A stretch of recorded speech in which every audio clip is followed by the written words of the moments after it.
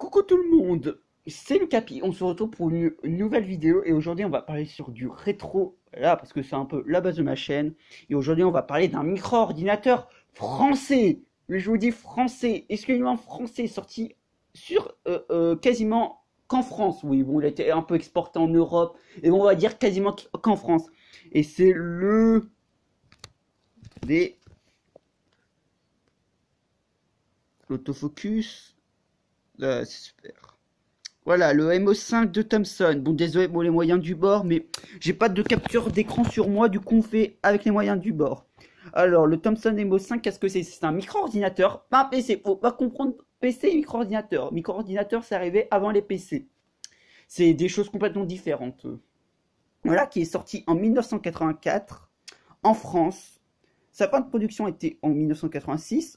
Le système d'exploitation, c'est genre, vous voyez, le système d'exploitation, c'est Windows, Linux, voilà. Bah, lui, c'est un langage qu'on appelle le BASIC. En gros, en fait, il n'y avait pas d'interface textuelle, c'était avec comment je pourrais expliquer ça, avec des lettres, on devait taper des trucs, genre, je sais pas, load quelque chose, enfin, je sais pas comment vous expliquer, hein. Renseignez-vous. Voilà, bon, je vais pas vous dire trop de trucs. Ce que là, vous pouvez lire des cartouches, même si c'était pas très utilisé, on utilisait plus. Si vous connaissez bien un micro-ordinateur, on utilisait souvent bah, la fameuse cassette audio pour mettre les jeux. C'était souvent comme ça dans les micro-ordinateurs. 8 bits, je précise 8 bits parce que dans les 16 bits, on est plus dans les disquettes. Voilà. Et après, il avait différents types de claviers. Un clavier à gomme.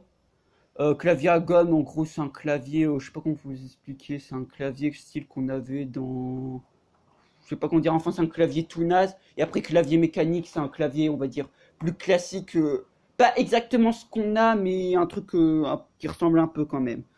Voilà. Alors le mot 5, il a été créé bah, par Thomson, voilà, par une entreprise Thomson, qui est une entreprise française, voilà. Et on a eu différents types d'éditions de MO5, genre le MO5 Michel Platini, je vous en parlerai plus tard, ça c'était une édition spéciale. Le MO5 il a été créé pour un programme qui s'appelle le plan informatique pour tous, voilà, qui permettait en gros, bah, vous avez compris le truc, permettre que tout le monde s'initie à l'informatique, voilà. Les MO5 étaient beaucoup utilisés dans les écoles, voilà, à l'époque dans les écoles, imaginez vous remplacez les PC sur Windows 7 ou Windows XP, vous mettez des MO5, voilà. Oui, en gros, on va dire pas dans vos parents, on va dire, à l'époque pouvaient utiliser ce genre de machine. Voilà, c'était ce genre de truc. Alors, la machine coûtait 2390 francs, soit environ 660 euros. Bon, là, ils décrivent en 2016 dans la page Wikipédia, je pense que ça n'a pas trop augmenté. Ouais, c'est. Enfin, si, le MO5 était cher. Enfin, il est moins cher que son grand frère, le TO7 qui est arrivé avant et que lui était vraiment cher parce que, je vous dis clairement, le MO5 n'est pas une machine très puissante, c'est pas une bête de compète. Voilà, c'est pas comme les PC aujourd'hui. Non, non, il est pas puissant. C'est pas une bête de compète, c'est pas terrible. On va dire que c'est moins puissant que genre un Amstrad CPC. Ça, un Commodore 64, ça doit être au même niveau de tête qu'un Spectrum. Donc peut-être un peu plus au-dessus, je saurais pas trop vous dire, mais c'est vraiment pas puissant. Voilà. Attendez, je recherche des informations si j'avais oublié des trucs. Désolé, je fais un peu ça au feeling. Je regarde sur la page Wikipédia parce que je connais pas tout par cœur. Alors, ah oui, le clavier, j'en ai déjà parlé. Un crayon optique, ouais, parce qu'on pouvait utiliser un crayon optique. C'est un accessoire assez commun dans micro-ordinateur. En gros, en fait, bah, c'était pour dessiner. Tu avais un logiciel, un sorte de paint, et tu dessinais. Tu foutais le crayon sur ton écran, tu dessinais. Voilà, c'est pas plus compliqué que ça. Après, il y avait aussi un accessoire qui s'appelait la tortue. Je sais plus trop ce que ça faisait, mais c'était un accessoire exclusivement fait pour l'école. Allez voir la vidéo de Cubit.com qui ont parlé. Ça, vous tapez Emo5 sur YouTube, vous la trouverez en tout premier. Voilà. Voilà, c'est écrit, voilà, la distribution du Emo5 est restée confidentielle hors dehors de la France.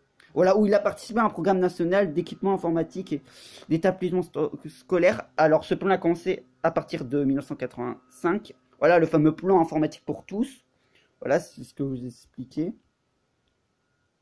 Et du coup, bah voilà, j'ai à peu près tout dit. Et donc, le MO5 Michel Platini, bah, c'était une édition spéciale qui était blanche, avec un clavier mécanique.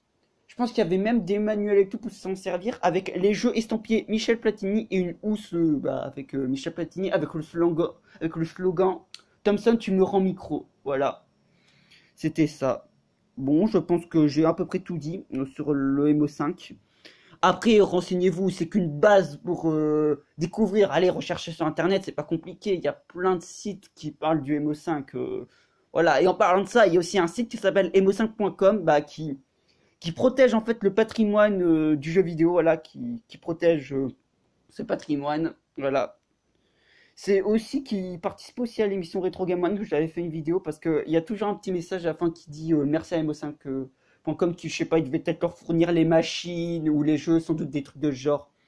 Ouais, bon, voilà. Enfin bref. Je pense que c'est la fin de cette vidéo. J'espère qu'elle vous aura plu. N'hésitez pas à liker, disliker, commenter, partager. Tout ça mes couilles. Faites ce que vous voulez. Moi, je m'en fous de toute façon. Allez, au revoir YouTube et au revoir tout le monde.